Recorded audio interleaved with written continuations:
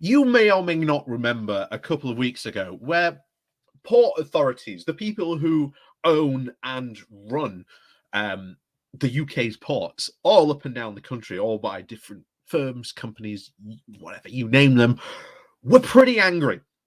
And they were pretty angry at one guy in particular. That was Jacob Rees-Mogg, because for the past year, they have been preparing. They've been preparing for Brexit. But ever since, well, the vote was announced, they've been trying to prepare for Brexit, but the government hasn't been telling them what exactly to prepare. And especially over the last year, they have spent hundreds of millions of pounds, not just of their own money, but even taxpayer money as well, to help develop new buildings, new infrastructure that is going to be needed because of these new checks that the UK and is going to have to be carried out at these ports. But of course, along comes Jacob Rees-Mogg and goes, we're just going to delay him for a year. Now, bear in mind, this is the third time these checks have been pushed on. And the port authorities, as you may remember, were not happy, to the point they were going to take the government to court over this. That's how angry they were over this. They have spent hundreds of millions of pounds trying to develop these facilities that are now just going to sit empty, maybe for another year, maybe for another year after that. Because if you may remember what Jacob Rees-Mogg said, there was no reason to implement these checks because it would cause chaos at the ports. Well, it doesn't matter. When you implement these checks, it's still going to cause these delays. So there is no perfect time to implement these checks. What is going to happen is it's going to cause huge long more queues, a lot more delays, and a lot more, chaos at these ports, and even longer waiting times now, trying to get into the country, as now these checks now have to be carried out. And of course, what happens now? Well, these ports are going to try and get their money back, and they're going to try and get their money back in one way or another. And we're going to find out one way just how much they're going to get that money back. So before we go jumping into this today, please do remember to hit that like, share, and subscribe button. And also down below, there are links to my Patreon page and a one-off donation link called Buy Me Coffee, where you can buy me coffee. And as always, thank you very much to all those people who do help and support the channel that way. So today we're going to go over to, once again, the Lodestar, becoming a bit of a regular on this channel. But it is, again, as we said before, it is a logistical and supply line news blog telling you all about the changes and what's going on in the industry. And it has been quite a valuable source for reading these articles and stuff going on in the industry and problems that they're experiencing. So over we go to them today with the title of it, Anger as the terminal operators impose new customs charges on UK imports. UK ports have begun charging custom clearance fees in what a source claims is an effort to recoup the lost investment in border control posts due to delays in phytosanitary procedures. Ports in London, Southampton, Teesside, and Tilbury are levelling the new fees, ranging from £17 to £25, or at least $21 to $31 per entry. And as we've said before, these small costs, when you're an exporter and you're constantly sending stuff, they add up. So £17, if you're sending maybe one load a year, or, in this case, you're importing one load a year, might not sound a lot. But if you're constantly doing that, that's money that adds up very, very quickly. So anyway, we'll continue. DP World, London, and of Southampton are also applying fees of £11 per removal, described by a customs source as an insurance against cost of examinations.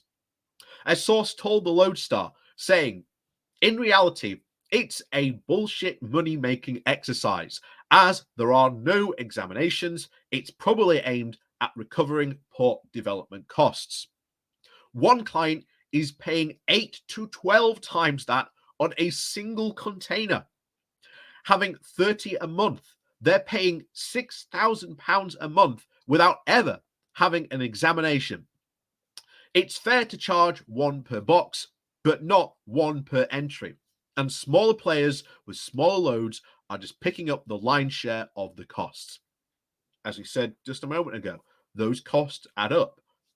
£6,000 a month extra. As we've said before, we've done stories numerous times over the past 2 years of medium and small companies just saying it's not worth the effort anymore. Why even bother? And then they're losing 30, 40% in some cases of their business, sometimes even more. What do you do if you're a business in that situation? You're losing that amount of money. Boggles the mind sometimes. But again, this is a consequence of Brexit. And they are doing it in response to what Jacob Rees-Mogg did just a couple of weeks ago. So, fee schedules seen by the Lodestar from Destinate, the port community system from the London Container Terminal, Greenlock, Seaforth, and Teesport reveal that shippers will pay up to £25.45 for a customs examination per entry. And the fee schedules from CNS, which services as the port continuity community system for DP World London and DP World Southampton, would be increasing customs examination fees for £18.47 per entry, as well as removal fees. Sources suggest that the percentage of shipments undergoing examinations is less than just 1%, claiming not a single examination in the whole of 2021. Despite the anger at the level of charges, there seems to be a unanimity that the ports are due recompense after the government announced at the end of April that it would be scrapping the implementation of cythosanitary controls in July. The news left ports furious after spending millions developing border control posts to conduct the planned checks. The Port of Liverpool purposely spent over £4 million worth on its border control points, and a source in the port sector told the Lodestar news of the port fees raised issues around a need for a bigger conversation on the government's last-minute major policy change. The source said, "We need to know what the government is going to do after it largely pulled the rug on a network of brand new high-spec border control posts that look unlikely to be even used and costs millions." Another source also said that ports have been planning to introduce a fee in line with the planned checks to cover the costs of the new White Elephant border control points, and but the shippers were, quote, in a better position than they could have been. Ports will now need to recover the BPC maintenance and the skeleton operating costs somehow. So I would not be surprised if changes are passed on to the traders or the shipping industry, a source told the Lodestar. But remember, importers are still in a better position, not needing to pay around the £1.2 billion worth of annual fees had the checks come in. So, as you can see, things are not going well on the supply side, and this will have a massive, obviously, check on our manufacturing and other businesses that are engaged in importing and exporting. These extra costs that they will have to pay, as we've said a lot of the time, sound small. And they do sound small from what was said here, but you look at the larger picture there of where one company suddenly was having to pay an extra £6,000 per month. And that is a lot of money. That is a lot of money for a small business or a medium-sized company to suddenly have to pay. And one of the things we've all often said, it's the small and medium-sized companies that are going to have to suffer because of this. And it's the more larger companies that might have the staff or the capacity to be able to handle this. Even then, taking on that extra amount of money is going to cost them. And then where do you go? Well, we've seen this. You move over to Europe. You set up a distribution hub in Europe. You move part of your factory over to Europe to avoid this stuff. That will only just start to pick up. And of course, you will lose jobs. You will lose investment. Government will lose tax revenue. And eventually, it will just really start to damage the economy in very, very noticeable ways.